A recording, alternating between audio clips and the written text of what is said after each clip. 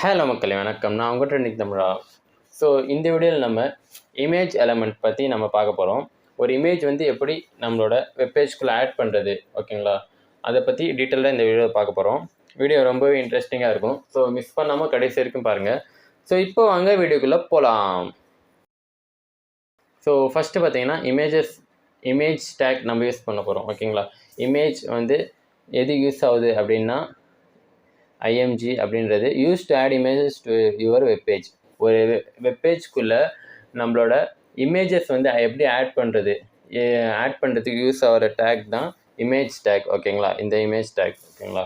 So அதோட சின்டெக்ஸ் என்னென்னு பார்த்தா இமேஜ்னு கொடுக்குறோம், ஓகேங்களா? இமேஜ் கொடுத்து க்ளோஸ் பண்ணிக்கிறோம், ஓகேங்களா?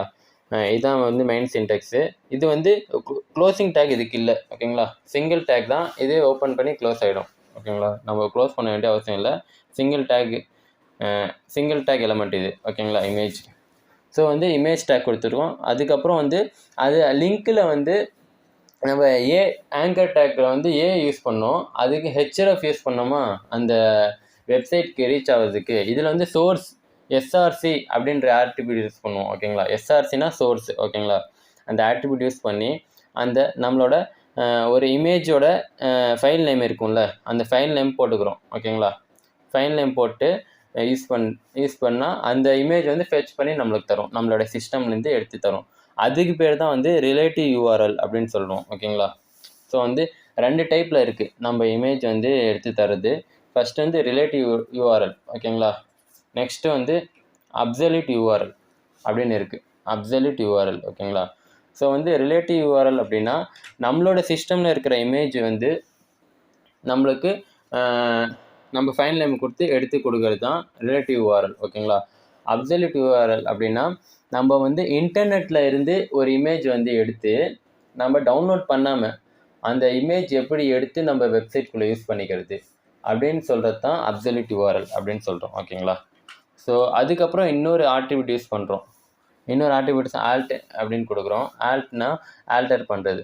ஆல்டராக இப்போது நம்ம ஏதாவது நெட் கனெக்ஷன் ஸ்லோவாக இருந்து அந்த மாதிரி நம்ம ஃபைல் வந்து ஏதாவது டிலேட் ஆகிடுச்சு, இப்போ நம்ம ரிலேட்டிவ் யூஆர்எல்லில் நம்ம சிஸ்டமில் ஃபைல் அந்த இமேஜ் டிலேட் ஆகிடுச்சு அப்படின்னா ஆல்ட் நம்ம கொடுத்து வச்சுருக்கோம்.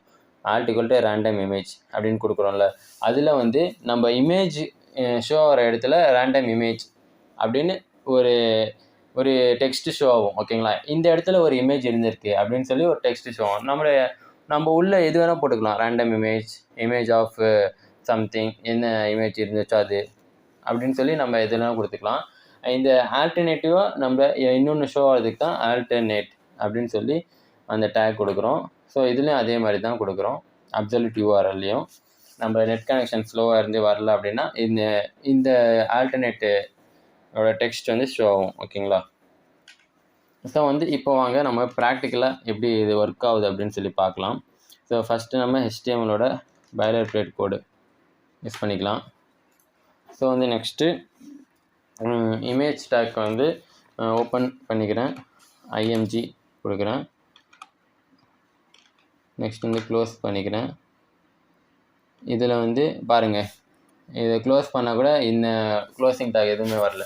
ஸோ இது வந்து ஒரு சிங்கிள் டேக் தான். எஸ்ஆர்சி கொடுத்துக்கிறோம். எஸ்ஆர்சி சோர்ஸ் கொடுக்குறோம், எங்கேருந்து நம்ம ஃபெச் பண்ணி தரணும் அப்படின்னு சொல்லி கொடுக்குறோம். நெக்ஸ்ட்டு ஒரு 2 கொட்டேஷன் மார்க் கொடுக்குறோம். ஸோ கொட்டேஷன் மார்க் கொடுத்துட்டு நம்ம வந்து எந்த இமேஜும் நம்ம எடுக்கல. ஸோ வந்து ஃபஸ்ட்டு ஒரு இமேஜ் வந்து டவுன்லோட் பண்ணிக்கலாம். ஃபார் எக்ஸாம்பிள் ஒரு இமேஜ் வந்து என்ன டவுன்லோட் பண்ணலாம், ஏதாவது ஒரு கார் இமேஜ், ஓகேங்களா? கார் இமேஜ் வந்து ஏதாவது டவுன்லோட் பண்ணிக்கலாம் ரேண்டமாக.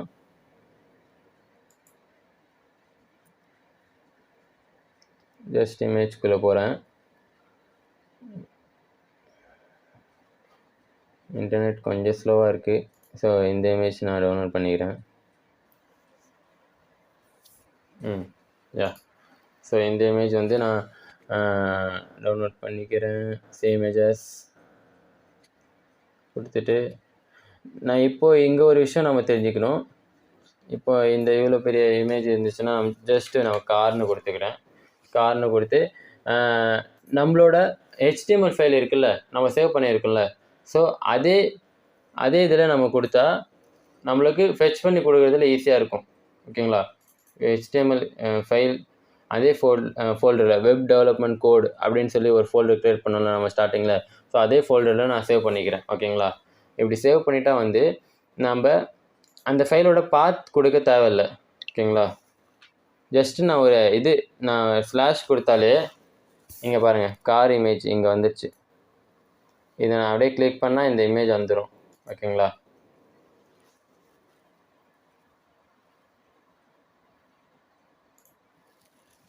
கார் இமேஜ் கொடுத்துட்டேன்.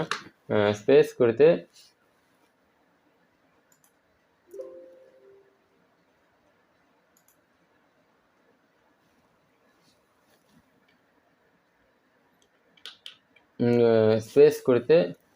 நான் வந்து ஃபஸ்ட்டு இது வந்து செக் பண்ணி பார்த்துலாம் எப்படி ஷோ ஆகுதுன்னு சொல்லி. கார் இமேஜு இங்கே பாருங்கள் நம்மளுக்கு இப்படி ஷோ ஆகுது. ஏன் ஷோ ஆகுது? நம்மக்கிட்ட தான் ஃபைல் இருக்கே. இங்கே பாருங்கள் வெப்பு பின்னு இருக்குது, ஆனால் சிஆர் டவுன்லோட் எது எக்ஸ்ட்ரா இன்ஃபர்மேஷன்லாம் ஷோ ஆகுது. ஸோ இது மட்டும் நம்ம ரிமூவ் பண்ணிடலாம். ரிமூவ் பண்ணியாச்சு. இங்கே பாருங்கள் வெப்பு பி அப்படின்னு சொல்லி ஷோ ஆகுது. ஸோ இப்போ போய் செக் பண்ணி பார்க்கலாம். இங்கே பாருங்கள் அந்த காரோட இமேஜ் நம்மளுக்கு ரொம்ப பெருசாக அப்படியே ஷோ ஆகுது. பிக் இமேஜ் ஃபுல் இமேஜாக ஷோ ஆகுது. ஸோ வந்து நம்ம வாங்க நெக்ஸ்ட்டு பார்க்கலாம். நெக்ஸ்ட்டு வந்து இப்போது ஆல்ட் கீவேர்டு யூஸ் பண்ணலாம். ஓகேங்களா? இந்த ஆல்ட் கீவேர்டு யூஸ் பண்ணால் இமேஜ் அப்படின்னு எழுதலாம்.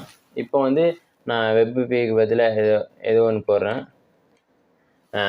இந்த ஃபைல் வந்து நம்மளுக்கு இல்லவே இல்லை. car.webpass அந்த மாதிரி ஒரு ஃபைலே இல்லை. ஸோ வந்து நான் வெப்சைட்குள்ளே போகிறேன். இங்கே பாருங்கள் என் இமேஜ் வந்து ஒரு ப்ரோக் ஆன மாதிரி தெரியுது. ஸோ இந்த சிம்பிள் எதுக்குன்னா இமேஜ் டிலேட் ஆகிடுச்சு, இல்லைனா இமேஜ் வந்து ஃபெச் பண்ண முடியல, அதுக்கான சிம்பிள் இது. அப்புறம் இமேஜ் ஷோ ஆகுது பாருங்கள். இமேஜ் ஏன் ஷோ ஆகுதுன்னா நம்ம ஆல்டர்னேட்டிவாக இது ஷோ பண்ணுங்க, என் இமேஜ் வந்து ஷோ ஆகலைண்ணா அப்படின்னு சொல்லி ஒரு டெக்ஸ்ட்டு கொடுக்குறோம். அது வந்து நம்மளுக்கு ஷோ ஆகுது. ஓகேங்களா? ஸோ இதுதான் வந்து ஆல்டர்னேட்டிவ் கீவேர்டு. அப்புறம் இமேஜ் எப்படி கொடுக்குறது அப்படின்னு சொல்லி. இது வந்து என்னென்னா ரிலேட்டிவ் யூஆர்எல். ஓகேங்களா? ரிலேட்டிவ் யூஆர்எல் அப்படின்னா நம்மளோட சிஸ்டம்லேருந்து நம்ம ஒரு ஃபைலை ஒரு இமேஜ் டவுன்லோட் பண்ணி அது ஷோ பண்ணுறது தான் ரிலேட்டிவ் யூஆர்எல். ஓகேங்களா? ஸோ வந்து நெக்ஸ்ட்டு நம்ம அப்சல்யூட் யூஆர்எல் எப்படி ஷோ பண்ணுறது அப்படின்னு சொல்லி பார்க்கலாம். ஸோ இது வந்து இது அப்படியே இருக்கட்டும்.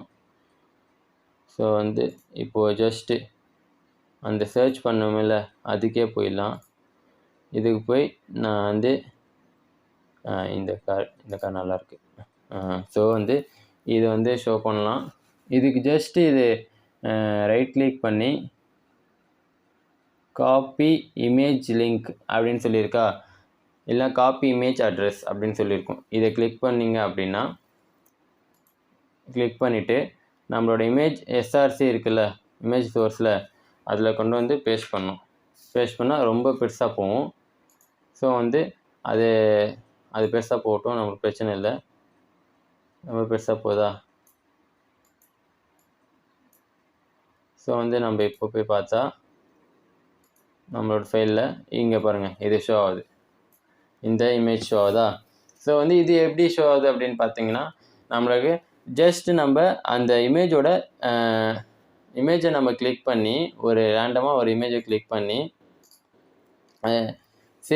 காப்பி இமேஜ் லிங்க் அப்படின்னு கொடுத்தோம் அப்படின்னா அதோட இமேஜ் லிங்க் வந்து வந்துடும். ஓகேங்களா?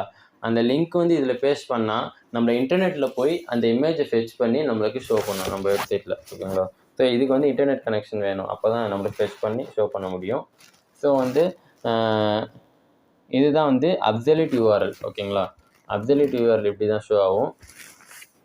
ஸோ இப்போ வந்து ரிலேட்டிவ் யூஆர்எல்லில் இன்னொரு விஷயம் பார்க்கலாம். ரிலேட்டிவ் அப்சல்யூட் யூஆர்எல் ரெண்டுமே சேமாக ஒரு விஷயம் பார்க்கலாம். ஸோ என்னென்னா இப்போ வந்து ரிலேட்டிவ் இந்த இமேஜ் பார்த்தா இவ்வளோ பெருசாக இருக்கா. இப்போ வந்து நம்ம ஹைட்டு விட்த்து சேஞ்ச் பண்ண போகிறோம் இமேஜோட. ஓகேங்களா? அதுக்கு வந்து கீவேர்டு என்னென்னா நம்மளோட ஆட்ரிபியூட் வந்து ஹைட்டுன்னு ஒரு ஆட்ரிபியூட் யூஸ் பண்ணுறோம். அதுக்கப்புறம் விட்த்து அப்படின்னு சொல்லி இன்னொரு ஆட்ரிபியூட் யூஸ் பண்ணுறோம். ஓகேங்களா? இப்போ வந்து ஹைட்டுன்னு ஒரு ஆட்ரிபியூட்டில் நான் ஒரு 300 தரேன், விட்த்தில் வந்து 250 தரேன். ஓகேங்களா? ஜஸ்ட் நம்மளே நார்மலாக ரேண்டமாக கொடுக்குற வேல்யூ தான். ஸோ இப்படி கொடுத்தா சேவ் பண்ணால் இங்கே பாருங்கள் இப்படி ஷோ ஆகுது பாருங்கள். ஓகேங்களா? இதே மாதிரி நம்ம வந்து எவ்வளோ வேணுமோ நம்மளை வந்து ஷோ பண்ணிக்கலாம். ஓகேங்களா? இதுவும் வந்து ஒரு 300 கொடுக்குறேன். ரெண்டுமே 300 கொடுத்தா எப்படி ஷோ ஆகுது நீங்கள் பாருங்கள். ஒரு நார்மலாக ஒரு கரெக்டான இமேஜாக ஷோ ஆகுது. ஓகேங்களா? ஸோ வந்து இவ்வளோ ஃபுல்லாக ஷோ ஆகிறத விட இப்போ கொஞ்சம் டீசெண்டாக ஷோ ஆகுது. ஓகேங்களா? இதே மாதிரி நம்ம வந்து கஸ்டமைஸ் பண்ணிக்கலாம். அந்த இமேஜை எவ்வளோ ஹைட்டில் எவ்வளோ விட்டில் ஷோ ஆகணும் அப்படின்னு சொல்லி நம்ம கஸ்டமைஸ் பண்ணிக்கலாம். இது வந்து ரெண்டுத்துலேயும் பண்ணிக்கலாம். நம்ம அப்சல்யூட் URLலையும் பண்ணிக்கலாம், ரிலேட்டிவ் URLலையும் பண்ணிக்கலாம். ஓகேங்களா? ஸோ வந்து அவ்வளோதான் வந்து இந்த வீடியோ. ஸோ இப்படி தான் வந்து இமேஜ் வந்து அந்த வெப்சைட்டில் நிறைய வெப்சைட்லலாம் ஆட் பண்ணியிருப்பாங்க, நிறைய இமேஜ் ஆட் பண்ணியிருப்பாங்க, நிறைய லிங்க்ஸ் ஆட் பண்ணியிருப்பாங்க. ஸோ இப்படி தான் வந்து இமேஜ் ஆட் பண்ணுறாங்க. ஸோ இந்த வீடியோ உங்களுக்கு ரொம்ப யூஸ்ஃபுல்லாக இருந்திருக்கும், பிடிச்சிருக்கும் அப்படின்னு நினைக்கிறேன். அப்படியே நீங்களும் நினச்சிங்க அப்படின்னா ஒரு லைக் பண்ணிவிட்டு ட்ரெண்டிங் தமிழ் சேனலுக்கு ஒரு சப்ஸ்கிரைப் பண்ணிவிடுங்க. தேங்க்யூ ஸோ மச் ஃபார் வாட்சிங். Love you all. Take care. Keep learning and keep coding. Bye.